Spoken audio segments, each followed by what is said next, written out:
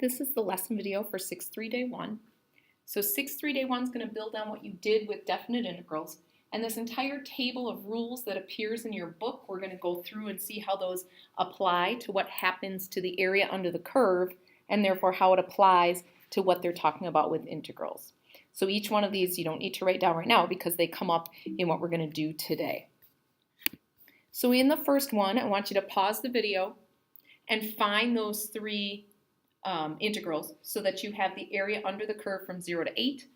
And again, label that with units so that you know what they're talking about. Pause the video and do that right now. If you're back, you should be checking that your three integrals are correct and that you've got some evidence of where those answers came from. And then we're going to go through and talk about what three rules or what few rules apply to what those integrals mean and see what would happen. So that first rule that we have to talk about is called order of integration. And what they're suggesting in the rule, when you look at the actual notation, is they're suggesting that instead of knowing what a integral value is, what happens if we ask for the bounds being switched. So instead of asking you what the integral is from 0 to 8, this example is asking you what the integral value is from 8 to 0. So they're wanting you to go backwards in time.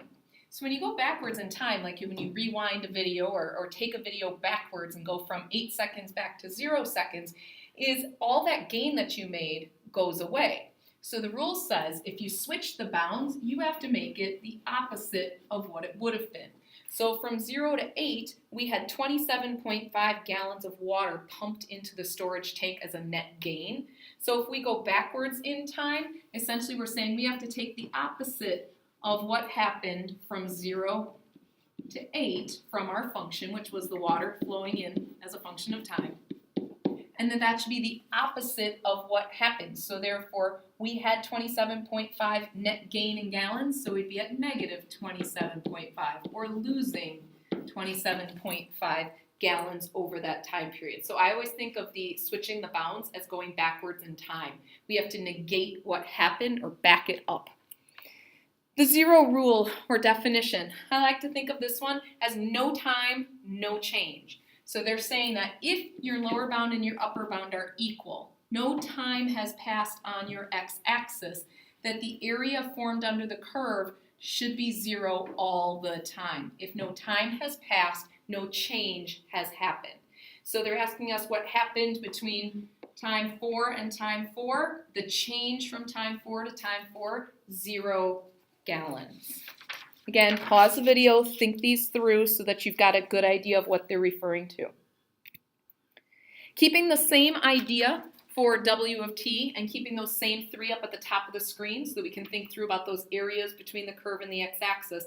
Two more rules. The constant multiplier rule is much like it is for derivatives. And we happen to know that if we take the derivative of 3x, that we're allowed to do 3 multiplied, pull that constant multiplier out of there, times the derivative of just the variable part. That as long as there's a constant number, we're allowed to pull that off, evaluate the calculus on the values without the constant multiplier, and then put the multiplier back. So in here, the rules say if I'm going from a to b from some constant in front of my function, so 3x squared, then instead I could pull that 3 out front, evaluate the integral without it, and then multiply it by it at the end. The same working if that constant multiplier happens to be a negative. So the two examples that they're asking you to think through or work through or talk through is from 0 to 8 of 2 times the function w of t dt. Well, what we happen to know is that that 2 could come out front. So we could actually find an integral value from 0 to 8 of the w of t function, which we already know, and then multiply it by 2. So from 0 to 8, the w of t function we know is already 27.5, so I can't go below, so this will be twice the 27.5 value, 55 gallons with that multiplier. The next example over asks you from 0 to 8, what would happen to the opposite of the w of t function? Well, we know a couple things. We know that the opposite of a function flips it over the x-axis. So whatever w of t's integral was from 0 to 8, this should be the opposite. And that's essentially what this constant multiplier rule says, is take that negative out as a constant multiplier. We can find out from 0 to 8 what w of t's integral value was and take the opposite, because we know this is essentially flipping it over the x-axis. This is essentially being a rocks. So therefore it should be negative 27.5 gallons for that integral value. The last rule is additivity, and this one should make some sense to you. That what happens from one time to the next, and then if I pick up at that same time and keep going, so if I am doing something from time A to time B, and the sync on my board is just not helping at the moment. If I'm doing something from time A to time B, and then I pick up and I'm doing that object from time B to C, that same activity, I should be able to put them together and see what happens from A to C, and the total of adding up A to B's amount of change and B to C's amount of change should be A to C's total. Something to note for the additivity rule is that integrand, that W of t, has to stay the same, because each time you're essentially saying, I'm looking at this graph from 0 to 4, and then I'm picking up on the same graph from 4 to 8.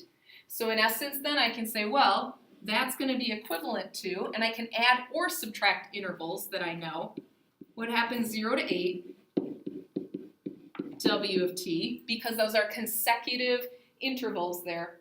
And therefore, as long as that integrand's the same, I can combine those intervals and say, okay, from 0 to 8, I happen to know that that's 19.5 from 0 to 4, and 8 more from 4 to 8. So, oh, that makes sense. That should be the total amount of change over that entire interval. And I can do that by adding, or I can do that by subtracting. Let's say I knew what happened 0 to 12, and I knew what happened 0 to 8.